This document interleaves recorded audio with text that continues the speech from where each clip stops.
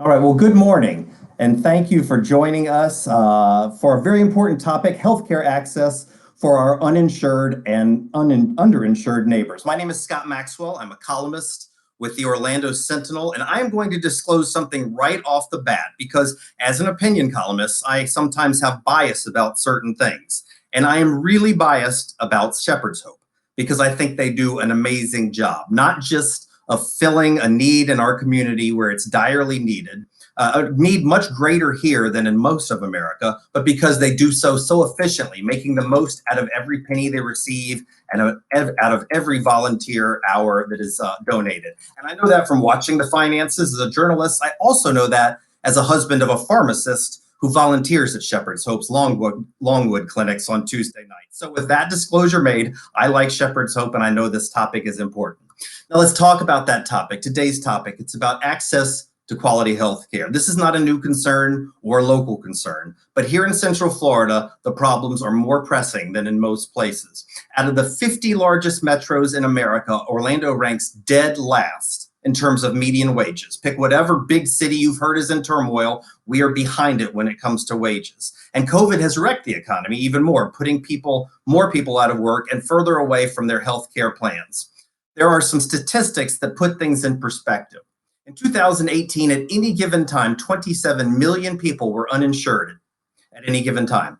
20% of Americans have at least one medical debt on their credit report. Now you take both those things, everything you just heard, and then put it on steroids in a community like ours where low wages dominate the landscape. You can see the wages here. I think we have a chart that will show some of these for like childcare workers, for hospitality workers. If you can, I'll just tell you what they are. These are the people who make Orlando's economy churn. There they are. And many of them are one medical emergency away from an economic disaster. You can also see that locally, children born into Orlando's low-wage economy have very slim chances of moving ahead. In fact, only 6% of them make it into the top 20% of wage earners. It's a harsh reality, but that reality is that a lot of kids in this community are born with the deck stacked against them. So that's the background. That's the backdrop for what we're going to talk about today. And we have a great panel of experts and healthcare providers here in Central Florida who are going to offer a lot more expertise than a blowhard newspaper columnist does. So I'm going to go ahead and start by introducing each of them. Each of them is going to give a few opening thoughts on what we're facing in this community. And then we're going to have a Q&A. You're welcome to contribute thoughts as well. So we are going to start by hearing from Representative Camilla Brown. She is a Florida born and raised native. She has an extensive career in government, working for the legislature for nearly 13 years. And I have to say, I like people who work with the system a little bit before they get elected to it. It helps them give a better understanding. Over that time frame, she's been instrumental in drafting and implementing key legislative policies, representing communities from Jacksonville to Orlando to South Florida. She began her career as an intern and then legislative aide, was a liaison to local, state, and federal agencies and officials. Today, Representative Brown is the House Democratic leader pro tem and vice chair of the Florida Legislative Black Caucus. She currently serves on the Healthcare Appropriations Subcommittee as the ranking Democratic member, and a Commerce Committee, Insurance and Banking, Rules Committee, and Tourism, Infrastructure, and Energy Committee, all that, but she's going to focus on healthcare today. I introduce Representative Camilla Brown. Thank you, and thank you so much for having me. And so that we address the elephant in the room, as the legislative session comes to a close, once again, we failed the residents of Florida and we failed our economy for not expanding Medicaid to nearly now 900,000 residents. After years of intense debate over the Medicaid expansion, the fight has definitely quieted, just due to the understanding that this Republican-controlled legislature wants to allow politics to lead the conversation instead of common sense or even dollars and cents. Now, despite the federal government's offer to really defray the costs to the state for 2 years as a part of its $1.9 trillion COVID package, we still have said no. Medicaid expansion would provide coverage under the program, which is ran partly by the state, but also by the federal government, and it covers our poor families, children, as well as our pregnant women who earn up to 100 who earn up to 138% of the poverty level, which is about $18,000 per person a year, or $37,000 for a family of four. The federal government has said that they would cover the entire cost at first before their shares would then reduce to 90%, with the state paying just the remaining of 10%. The usual cost share of the current Medicaid system has reached as high as 60% that's paid by the federal government and 40% that's been paid by the state of Florida. Our speaker, Speaker Sprouse, has expressed in the latter part of last year's message that he had a strong desire to really address disparities in minority health, healthcare for low-income women, but he feels that answer really is to invest in areas like career and higher education that would help to generate better outcomes for Floridians and put them on a path of employment, financial resilience, and prosperity. Okay. But leadership, they continue to oppose Medicaid expansion because they say that there is no guarantee that the federal government will continue to provide the 90% funding match, and that the federal government could pull out and then the state would have to bear the brunt of that cost, of that deficit. But is that really a valid concern? And the answer is no, because why? We accept federal funding that has not gone away. When you look at our state budget, I would say a third of our state budget is covered by federal funds. We have within our healthcare, a third of that, if not more, is covered by federal funds. As a matter of fact, 89.4% of state funds are drawn down by matches. And so Florida's, but the federal government has never not stepped up to meet its commitment to us in its federal match. It is indefinite. It was an indefinite commitment, and then also the laws would have to change, but they would not. Congress has never gone back to change a law that would not allow them to do a federal match. And so, Florida Medicaid program, it has a projected cost of about $31.6 billion a year, or about 1/3 of our budget. An estimate of the state's share of this year would be $11 billion and is expected to rise possibly to $13 billion. If we had saved Medicaid this year, it would have saved our state, which was seen all before in a deficit. It would have saved the state $3.5 billion, which in return would free up money for other things, such as education, a real investment in that, investment in our environment, investment in mental health services and other healthcare opportunities.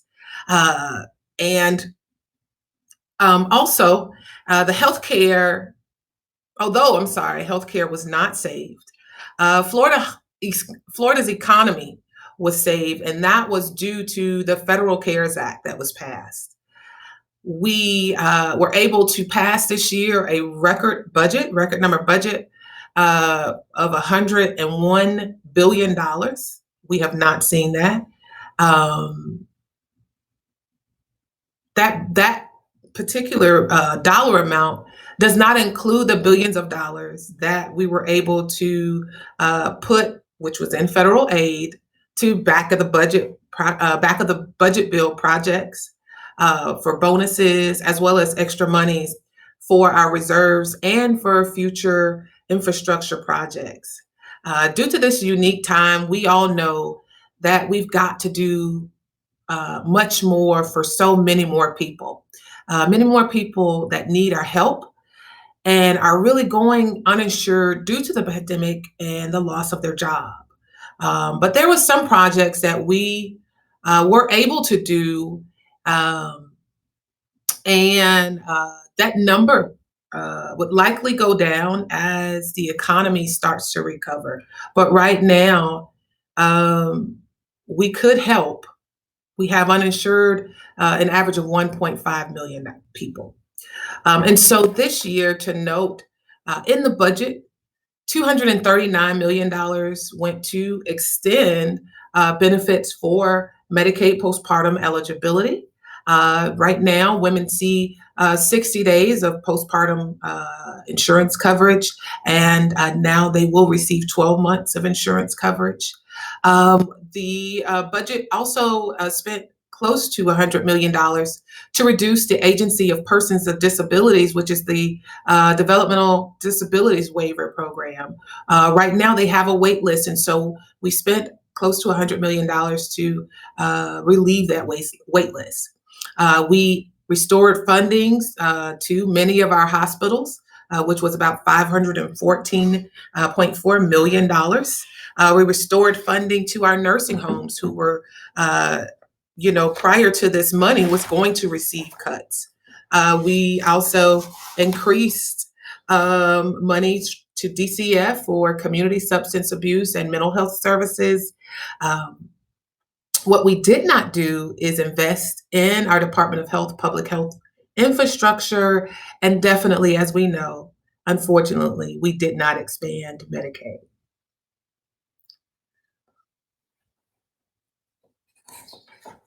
Thank you so much.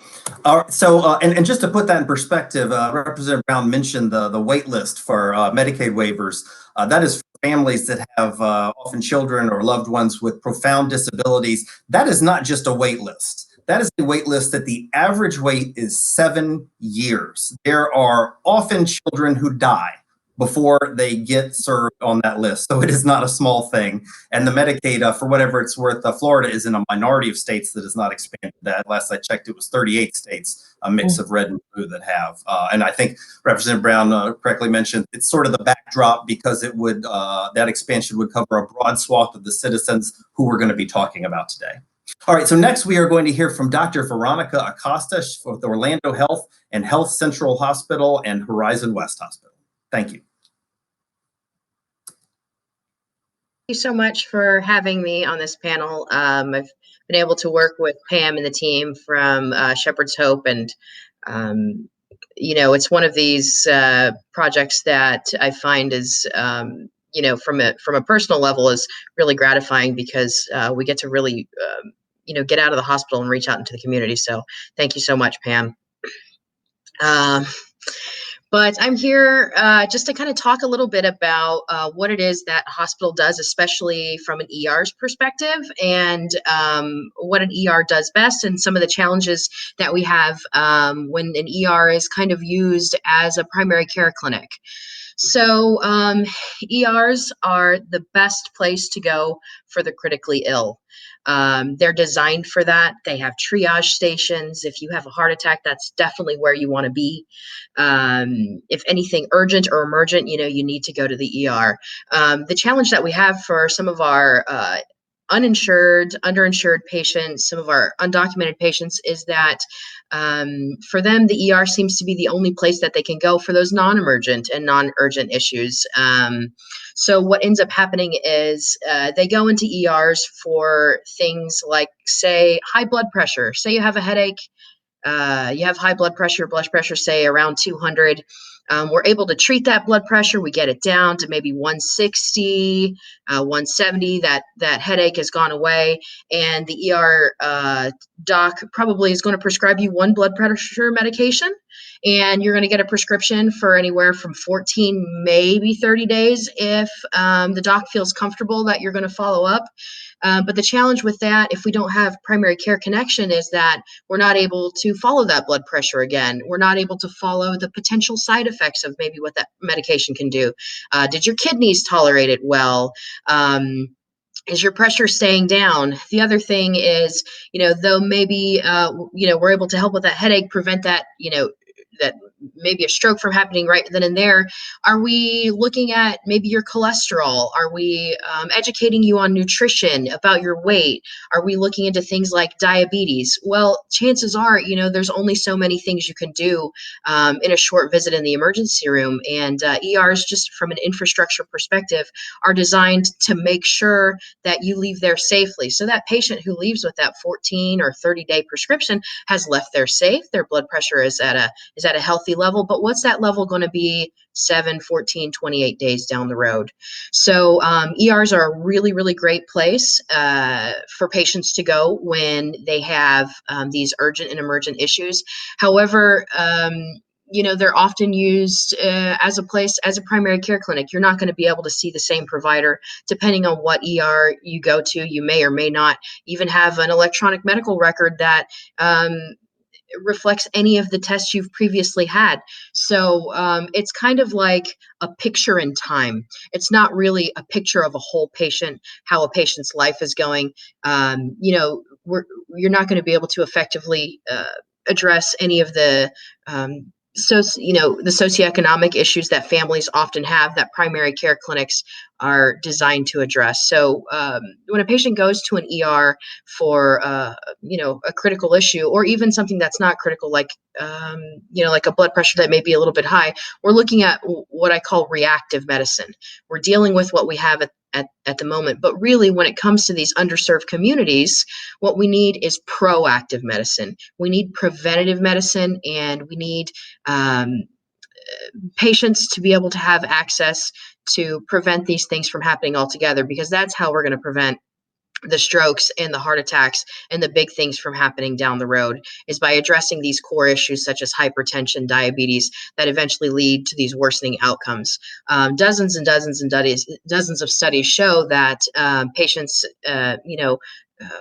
with less access to healthcare have shorter life expectancies. I came from Chicago, and there was an alarming statistic that we knew there, which was if you lived in the Gold Coast, this beautiful neighborhood where the median income was in the hundreds of thousands, or you drove down 9094 highway 20 minutes. As you drove 20 minutes west into the West Lawndale area, which is an impoverished neighborhood, you lost 20 years of life expectancy. And this is what we don't want to happen to our patients. We need to be able to prevent these things from happening before they need to run into the ER for these urgent issues. Good. Thank you so much. That's a stark statistic about driving 20 miles and seeing such a difference. Yeah.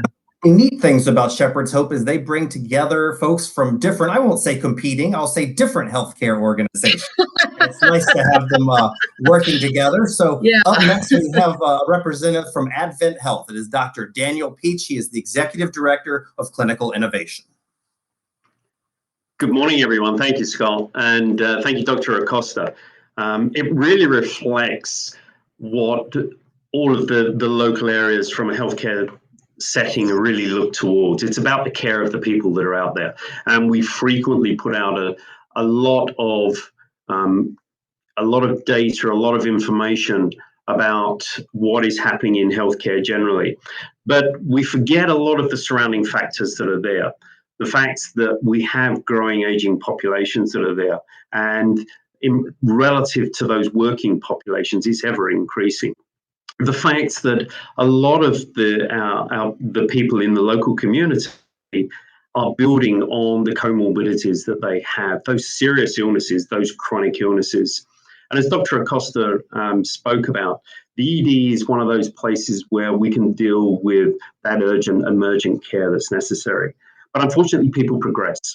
And with that progression, unless they're able to be able to go and see the right clinicians, to see the right providers and get the right care, unfortunately, they tend to nurture and expand out. And there are many factors which really build upon that. Looking at what's termed the social determinants of health and what they mean, looking at how the transport in the local area, getting people to and from that care that's local to them, looking at the local housing that's available to them and the state of that housing, as well as areas like the unemployment and the education. And all of these factors build to really look at moving people into those chronic states of illness. And those chronic ones are the things that we tend to know about. So looking at the heart conditions that are there, the various cancers that happen, diabetes, obesity. And it's interesting when you look that in those areas where there are lower income, you find the severity of those chronic illnesses tends to go up, in particular with cardiovascular diseases, those heart issues that people have, and diabetes, all of those that are built around that combination of good quality holistic care, not just about the medications that are there, but getting people to learn how to look after themselves, to learn about the nutrition that's there, to keep them happier, because that case of even those depressive states that people can get into when they're unemployed, when they live in poor areas and the future looks fairly bleak, that also has a direct effect on their healthcare, and again increases the risk elements with cardiovascular diseases, heart conditions. And so this becomes a progressive area. You add to that some of the risks that tend to come out of that. And you look at the utilization of tobaccos, alcohol that people have, that poor nutrition and that lack of physical exercise. And I think we've all experienced a little bit of that during this past year, where we've tended to overindulge a little bit too much with certain foods and sit in front of the TV, rather than looking at our own healthcare. Now, the good thing about the local area is that interaction between all of the hospital groups that are there. And the area has some great, really intelligent people that work within healthcare. But that's also linked up with all of the local facilities like Shepherd's Hope, who look to interface and continue that care from that ED and make sure that they reach the care onto other areas by utilising PCAN that you'll hear about today, and all of the other charities and clinics that are available to everyone. So it's important in health generally in the area that it's not just confined to those hospitals, but it moves out and bridges between your care that you'll get from Advent Health, from Orlando Health, but linked in with Shepherd's Hope, with all of the other charitable organisations. And really to make sure that one of the big factors is that we continue to educate the local population, that we let people know that their healthcare is their responsibility, as well as that from the healthcare providers themselves. For those that are involved in businesses, just a quick fact that if you look at the CDC, that heart disease alone has a cost in lost productivity of over $138 billion in the US. So that illness, that chronic disease affects all of us as we go on. And the combined care that we can provide and the nurturing that we can give to the local community to help bring it together, both in the hospitals and outside of the hospitals, is hugely important. And the likes of Shepherd's Hope really help to build on the need and that connection to bring everyone together. Great. Thank you so much. All right. Up next, we have someone who is on the front lines of healthcare issues in Seminole County, which, while a lovely place to live with higher average incomes than most of Central Florida, is certainly not immune from people and healthcare crisis. I present to you Donald Walsh, Seminole County's Health Office for the Florida Department of Health. Good morning, and thank you so much for inviting me to join this esteemed group here this morning. Public health, everything that you all have said rings true to public health this morning, and I'll touch on some of those comments that have been made. But we have traditionally been provided what people consider safety net services. Years ago, public health was considered a primary care entity in which we would provide some primary care services. Over the years, that's changed.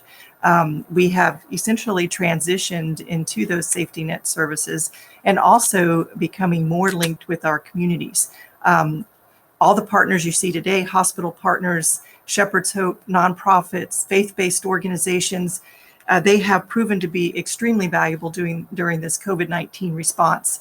Without these partnerships, we would not be able to provide for the community. No one of us could do it alone.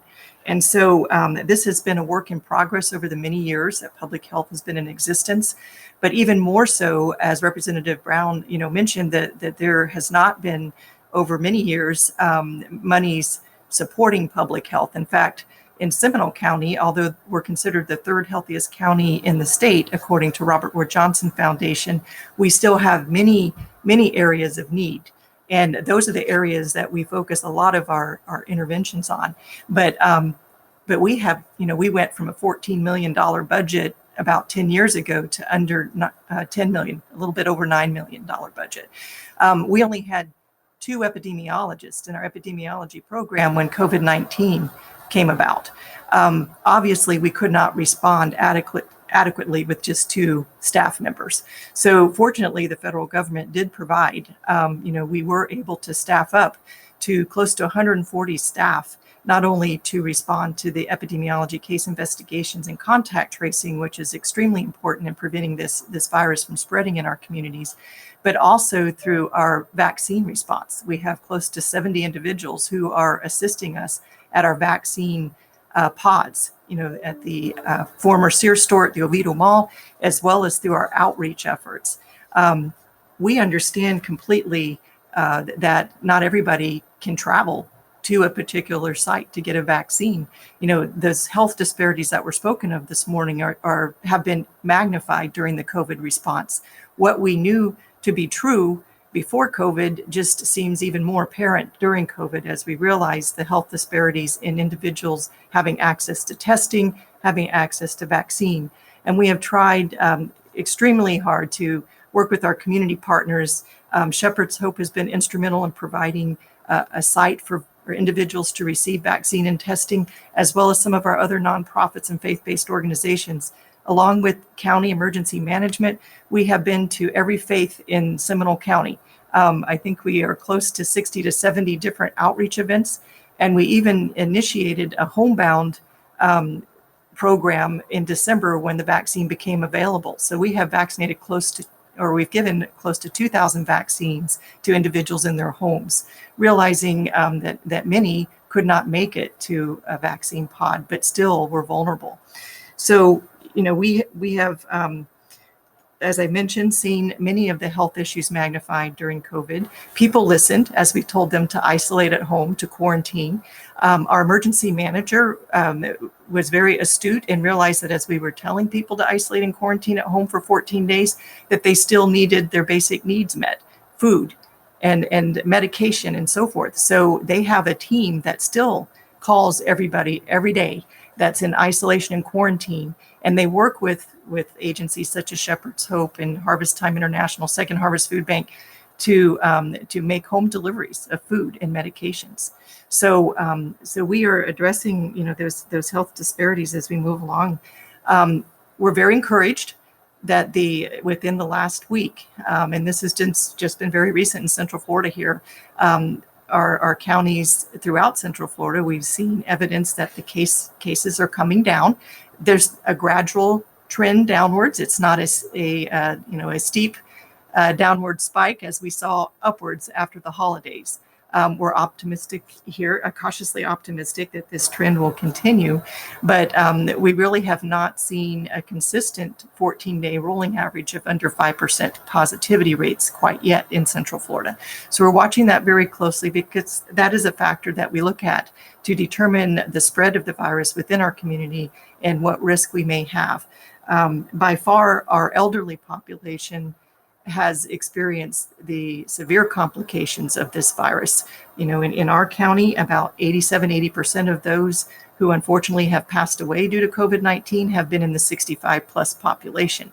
And that population only makes up about 11 to 12% of the total tested positive. So what we're seeing currently as vaccines have become more available and our elderly population are getting protected is that our younger population are now getting more ill and in the hospital. And so, we are very much looking forward to when the Pfizer vaccine opens up to the 12 to 15-year-old age group so that we can protect even more so our younger populations. We've also realized as people delayed in going to their healthcare visits, we've started to see an increase in some of those disparities that we spoke of, the heart disease, diabetes, even concerns over vaccine preventable diseases, because, as we've done at-home schooling, virtual schooling, parents were not inclined to bring their children into the doctor's offices to get their routine vaccinations. So we're watching those things very closely as well. So we also have partnered over the years to bring in services within the health department to co-locate. So although we're not considered a primary care provider, we have the FQHC, True Health, that provides services in Seminole and Orange counties. They are located right here at the health department. And I think Orange County also has a similar model, so that individuals who may need a medical home are transferred or referred to that medical home, and vice versa. Anybody who's going, visits True Health that may need traditional public health services such as Women, Infant, Children program, family planning, STD, HIV, AIDS care, dental care, vital statistics. We have birth and death certificates here. If they need any of those services, they're co-located here at the health department. And a very similar model that you'll see in public health departments across Central Florida and the state. So one of the health disparities that Representative mentioned earlier we see oftentimes and unfortunately in our minority populations, our populations of color, and one that we still have yet nationwide to be able to bring down is our infant mortality rate. The infant mortality rate, and as I mentioned, Seminole County being the third healthiest county in the state, we are still struggling with this. And so, our overall infant mortality rate is 6.9 in 2019, which was up from 6.1 the previous year. But if you look at this disparities here, in the white population, it was 4.8. In the Black population, 17.4. So that's a huge gap in disparity there. So, the question is asked, well, what are we doing about it? Well, Healthy Start program has been in existence now for many years. This is a requirement for any obstetrician or provider to provide this option for individuals. Women can opt out of a Healthy Start program, but it's regardless of your income. So the program does follow through case management, pregnant women through their pregnancy, as well as after birth, to make sure that all resources are available for a healthy pregnancy, as well as the baby having a healthy start, just as the name implies. But there's just so much more to be done in that area. Oftentimes, there's many studies that are being conducted as to whether or not an individual's environment may contribute to an unhealthy pregnancy and birth. I know Daniel Peach from Advent there mentioned about social determinants of health. Those are factors in a healthy pregnancy and outcome. We also look at potentially genetics as stressors in minority populations that are generational. That even though life circumstances may have improved, those stressors are still present. So I will stop there for a moment. I'm seeing the nod here. Okay, but if there's certainly more information I would love to share if the opportunity arises. So thank you. Absolutely. Thank you so much. We want to make sure we have time for questions. And speaking of that, if you are watching now, whatever platform you are watching this on, feel free to type in some questions. We've already gotten some, and Dr. Acosta, you better be ready because one of the first ones coming to you when we get to that segment. But first of all, up next, we have someone who very much like Shepherd's Hope is on the front lines of serving the uninsured and underinsured, people who frankly don't feel like they have a lot of healthcare options. She is Rebecca Sayago, Director of the Primary Care Access Network, and she's going to tell you a little bit about what that's about. Good morning, everyone, and thank you so much. I'm very excited to be part of this discussion and conversation about our uninsured community in the state of Florida and Central Florida overall. The Primary Care Access Network, also known as PCAN in the community, is a collaborative of 22 agencies, which include the hospital systems, supported by Orange County government funding to support providing access to care to the uninsured in Central Florida, in Orange County specifically. We have been recipient, the Primary Care Access Network has been the recipient of the Affordable Care Act funding since it started 8 years ago. And so we've been providing access to services to the uninsured in the county, in the 4 counties around Central Florida for individuals that don't have any health insurance coverage. But the main mission of the Primary Care Access Network is providing access to care to the uninsured in Central Florida.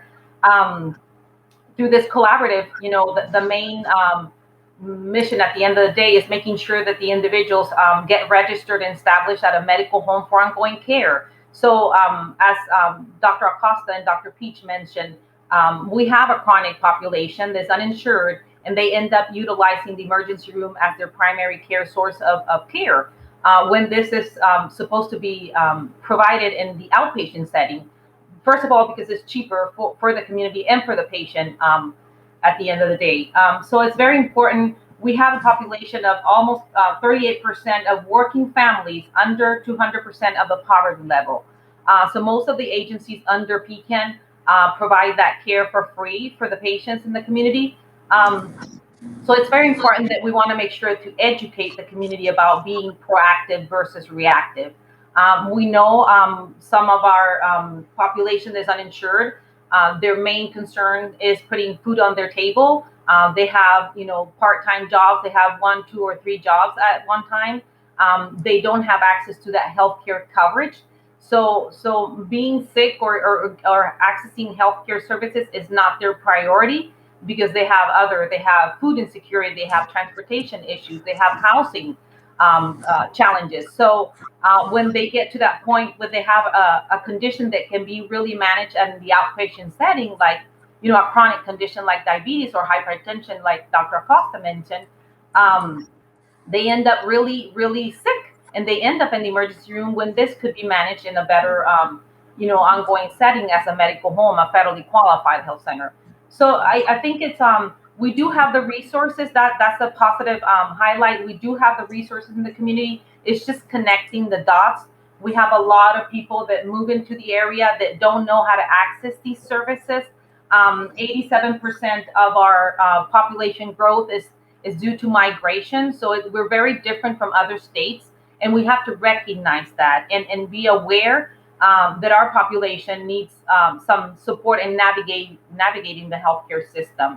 I wanted to emphasize, because we're talking about how to access care and how to qualify for a healthcare plan through the exchange. So I wanted to make sure that we put up the slide of the changes to the healthcare insurance marketplace with now as a result of the American Rescue Plan. This is very important that we communicate to our community and increase the awareness of this new opportunity of people qualifying for subsidies and tax credits to be able to get on the exchange. There are some plans that people qualify for zero premium due to the tax credits, and now the opportunity through the American Rescue Plan. So it's our responsibility, and it's very important that we bring awareness, that we communicate this to individuals moving into the state, where to access these services and how to get connected with a medical home for ongoing care. So it's important to emphasize as well that in comparison with previous years, the same open enrollment or period from February 15 to April 30th, back in 2019, there were 73,000 patients, people that qualified in the state of Florida. Now with this new funding that has enhanced the access to the marketplace, there's 264,000 individuals that were able to get on the exchange. So that's a huge jump, and it's impacting our community in a good way. People being able to get on the exchange, although they don't have access to a job that would provide that option of having healthcare coverage. So great, thank you. Oh, sorry. Yeah. No, go ahead. Okay, all right. Well, we'll come back to you. Then, did you have anything else you wanted to add? No, I just wanted to make sure that, I'm a very positive person. So I think that as much as we talk about there's still uninsured in our community, uninsured in our state, and uninsured in our country, there are resources. We just need to make sure that we all have the same standard message and making sure to help people get to the place that we need to go for ongoing care. Okay, I'm going to come back to you on that uninsured in a moment there. But I want to introduce our final speaker. She's the woman who brought us all together. This is Pam Gould. She is the Executive Director of Shepherd's Hope. Thank you so much, Scott, and thank you to all of our panelists for giving up so much time to prepare for this and, of course, your Friday morning. Shepherd's Hope really is a unique being in that we provide acute and specialty care for the and underinsured, and it is free. And why is that important? You've heard a lot about the gap. You've heard about the income levels of some of the folks that we help, known in a category as working poor quite often, and some of those that are marginalized or elderly or disabled that haven't been able to get all of their benefits yet or just need some help sometimes and can't get it in other resources. What is unique about Shepherd's Hope is that we provide health care for people that might not otherwise get that health care. So it's either too expensive. One of the statistics that I track regularly is the cost of an average emergency room visit. The cost of an average emergency room visit right now is about $6,600. So if you can't afford your rent, you sure can't afford that. And that builds on medical debt. And medical debt will slow down our recovery. So we want to keep everybody out of medical debt. We want them to know about the resources that we have available to the community. You heard from Rebecca, we're part of the Primary Care Access Network. We're that walk-in clinic where people can come if they're 200% of poverty and uninsured and get care. We're often the ones turned to for specialty because our clinics, as Scott has mentioned, is operated by volunteer clinicians and lay people. They come in with every specialty under the sun. We're doing things like curing hepatitis. We are casting. We are doing orthopedic, following people through surgery and then bringing them back for rehab. We do a little bit of everything. We don't have all of the resources, but we have many. And we have tremendous partners like our hospitals partners, Advent Health, Orlando Health, like our primary care, True Health, community health centers, Orange Blossom Families, Grace Medical, the paramedic services, the food bank. We partner and facilitate access to those things.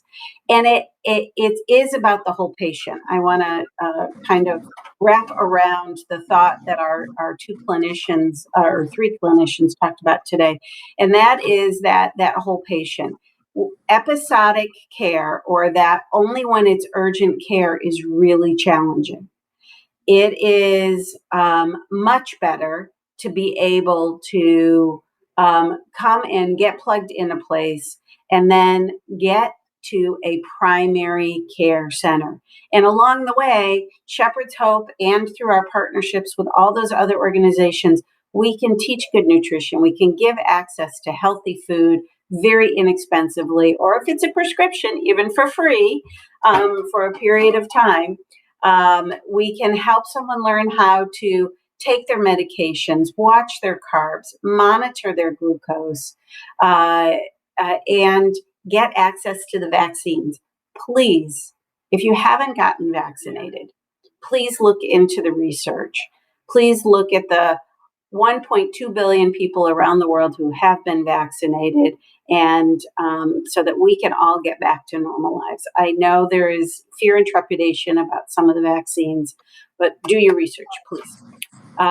So with that, I want to make sure we have plenty of time for Q&A. Shepherd's Hope operates out of 5 healthcare centers. We have one in West Orange County. We cohabitate out of the health department downtown. We work in a county building and cohabitate with Samaritan Resource Center on the east side of town. And we have a space that offers morning and evening clinics in Longwood at the Sharing Center, and work very closely with them. And then we have a mosque that we work out of a mosque. We're often very MASH-like on Saturday mornings, and that will come online as we get to herd immunity. That was closed down during COVID, but we will be bringing that back. And with that, I'm going to turn it back to Scott so we can get our Q&A started. All righty, well, we are going to jump right into it, and I'm going to start with a question that came right off our chat, the very first one for Dr. Acosta. The person that posted a question that said, some hospitals use billboards to advertise their ER rooms, even offering current waiting times, seeming to encourage people to come on demand. Pam mentioned the huge cost. How do we reconcile that sort of advertising and marketing tactic with your comments discouraging people from visiting the ER? Oh goodness, no. I think if you need to go to the ER, you need to go to the ER. I think more the point that I wanted to get across to people is that, you know, for some of these chronic health conditions, for things that are going to be recurrent, that are going to need follow-up, we need to establish a primary care home. That patient who came in with a blood pressure of 200 needed to come into the ER. However, that patient also needs to follow up with a primary care physician afterwards. The basic, the basic premise of an ER is they're going to take care of the problem right now. And to put it simply, an ER is not going to give you a follow-up visit. So once you leave, you need to follow up. That patient who came in, the example that I made absolutely needs to come in. And I hope you like our billboards and you come in, and I hope our wait times are great for you at that time. But really what we need is follow-up and some preventative care. Okay, and let's talk about that preventative care. Rebecca, we talked before this began, a lot of people simply don't understand how it doesn't have access to that routine care. They remember Obamacare passing with great fanfare a number of years ago, and they thought everyone was covered. Can you give us an idea, a sort of a picture of who are the people that are falling through the cracks? Well, as I mentioned before, with the American Rescue Plan implementation, of course, more people now are going to qualify for subsidies and for low premium plans through the exchange. But we think that there's, a mix of different groups of people that are in need of the healthcare access, but they have different obstacles and challenges, like we mentioned before. Either they're in the community, they're new, they don't know where to go and how to access these services, or connect with a navigator for, trying to figure out if they would qualify for a plan on the exchange. But I think the unknown, Scott, is what's the most, the key here, Ward, because people are afraid. They don't know, they don't have the knowledge about what's out there and what they would qualify for. And that includes not only the marketplace, but other services overall, social services or plans through the government that would assist these individuals while they're in transition to get self-sustainable. Okay, great, thanks. One thing we haven't touched much on yet is mental health, and that is an issue all the time, but really exacerbated by what we've gone through with the pandemic of the past year. Representative Brown, I know this is something that you've cared about and tried to deal with legislatively. Can you give us some thoughts on sort of the state of mental health care in Central Florida and Florida at large? Well, yeah. So we actually invested more money into mental health services. There was also a reoccurring budget item for the University of Central Florida's mental health facility. This is something that we leaders across the state have really asked for years, and I know that there was a great investment this year that was put into that to make sure we are able to get healthcare service or mental health services to those that are in dire need. Okay, great. All right, Dr. Peach, I want to switch gears a little bit and talk with you. I think you have some interest and expertise in sort of the concept of universal electronic medical records and how they exist now and how they might be improved. What are your thoughts on sort of the state of where things are right now in Central Florida on that front? Yeah, certainly, Scott. And one of the big issues that we have is the communication. As Dr. Acosta said, once those patients are presented to the ED and then progress on to, in a transition of care into a longer term environment, it's often difficult to communicate the information that's there. If you go back, healthcare is probably one of the only areas where you'll still hear the word facts used to be able to move information backwards and forwards between insurance companies, between the facilities themselves. And what has happened with Advent Health and I know with Orlando Health is that there is the rise to really start to bring up to date with the electronic medical records that are used and to be able to interface those with all of the disparate parts. So being able to communicate with the likes of Shepherd's Hope so that they're able to view that information that comes through for those patients that are presented to the ED or have received radiological surveys or other types of interventions. And that's a hugely important part of the ongoing care for someone.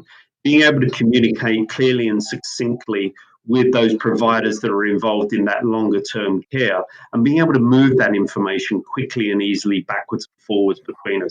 And so in the area, you'll see that is coming along. There is huge amounts of investments that locally the hospitals are putting into upgrading the systems so that interface happens a lot faster within themselves, but also in that outside environment. So we want to be able to get that information as easily as our iWatch gives us our running times shared to all our devices. Absolutely, yes. Okay, good. Donna, one of the questions that came in for you pretty generally is what does the health department do specifically for the uninsured? We know that the health department has obviously played a big role in the pandemic, but when it comes to the population we're talking about, I think you touched on this a bit, but what is the state's role when it comes to the uninsured and underinsured? Sure. Well, there's a number of services that are provided. As I mentioned previously, some of the traditional public health services that are federally funded are family planning services. We also have services to treat STDs, sexually transmitted diseases. We have a Ryan White program here for HIV/AIDS clients. We also have childhood and adult immunizations, as well as dental care. So those are some of the services we traditionally provide. We have also expanded through hospital partnerships in starting diabetes self-management programs. We have a nutritionist who provides those services. We also have diabetes prevention program. As we realize in one of our priority areas that the community has identified in the last 3 years in our community health improvement planning is healthy weight, nutrition, and physical activity, along with mental health, including behavioral health and substance use disorders, and health equity, access to care, and health literacy. Those are our priority areas. We also developed a community integrated mobile health services team. This is in support from the hospitals as well as our county. And our team of community paramedics and nurses go out into the communities where we see health disparities and provide screening for diabetes and heart disease and make referrals to the appropriate agencies to establish a medical home for these individuals. We also do an environmental assessment in the homes. For instance, if an individual does have diabetes, we look at their food pantry and the refrigerators. We have a standardized assessment tool in which we're able to determine whether or not this individual needs further nutritional counseling. So those are some of the services that we have expanded beyond our traditional services to meet the needs of our community. Okay, great. Pam, I want to jump to you. Could you help us put a face on who the average patient is that comes to Shepherd's Hope? One thing a lot of people may not realize is that Shepherd's Hope is the largest clinic and healthcare network, nonprofit of its kind in the state, not just in this region. So who is the average person who's coming in and turning to you guys for help? The average person is really that individual that is working, usually a part-time job or multiple part-time jobs. They have scheduling issues. They may have transportation issues in some cases. They are letting their situations, their feelings go. I'll give you an example. Just last week, I was at our Longwood facility, and I happened to be there because we were doing a joint vaccine project with Donna and her team. and the Sharon Center to get people vaccinated, and our daytime clinic was open. And this lovely woman walked in, and she was there for a follow-up, and she hadn't been able to work because she was getting so lightheaded. Well, she had very high blood pressure. And that meant she had work loss hours. She had 2 kids at home. She could not afford to leave work, but had to. And now she's getting the medication that she needs, and she's back to work. We had a gentleman walk in last week, an older gentleman whose eye had recessed into his head. And we have to figure out how to help him. But he had a place to turn, and we were kind of like a last stop. He had come to the door about 1 o'clock. Our clinicians start between 5 and 6 because they come after work. So he waited, that afternoon because he needed the healthcare. So it is a variety of people. It's people who have lost their businesses recently. It's people who did not have the ability or were fearful of accessing healthcare last year. We had 2 women who presented with stage 2 breast cancer in the last 2 months because they didn't get their regular mammograms. So it is the variety of folks. It's your neighbor. I can't tell you how many people that I hang out with now that said they either know someone or they themselves at one point in their life had to use the services of Shepherd's Hope and Pecan, and now, are very thriving. Thank goodness. I'm knocking on our wood here, and they are thriving. So it is a variety of people. We are in lower income neighborhoods. We try to be in the heart of where people need access, where there's a healthcare desert, just like food deserts. We try to be there to serve that. But we see all walks of life. Okay. And you know what? We are starting to run out of time. I want to get to as many topics as possible. One thing I think all of you have touched on, so I'm going to throw this out to all of you. I know Dr. Acosta mentioned it. Maybe you can start us off, is that I think a lot of people struggle with the uninsured. They need that preventative maintenance, those regular checkups you're talking about. They're weighing those things against their everyday costs of getting to work, of housing. How do we help people understand the need or encourage them or do a better job of getting folks who are underinsured or uninsured to get that preventative regular checkup so that things don't end up with, as Pam just mentioned, stage whatever cancer showing up at the doors of Shepherd's Hope? And we can start with you, Dr. Costa. Yeah, Scott, that's really a great question. In talking about awareness of healthcare, I think it's going to have to be a cultural shift. I think it's going to have to be a repetitive message that comes from a lot of different places. Orlando Health and Advent Health can put out as many health initiatives as we want, but that's not going to be as effective as a patient's neighbor or, family member telling them, hey, you need to get this checked out. That's going to get worse if you don't do that. So I think just from organizations like Shepherd's Hope, from the Pecan Network, from the Department of Health, from the state of Florida itself, Advent, Orlando Health, just kind of a consistent message of put your health first. And then also, like you're saying, what if I have a $20 copay and that's actually the only $20 I have to pay for gas this week?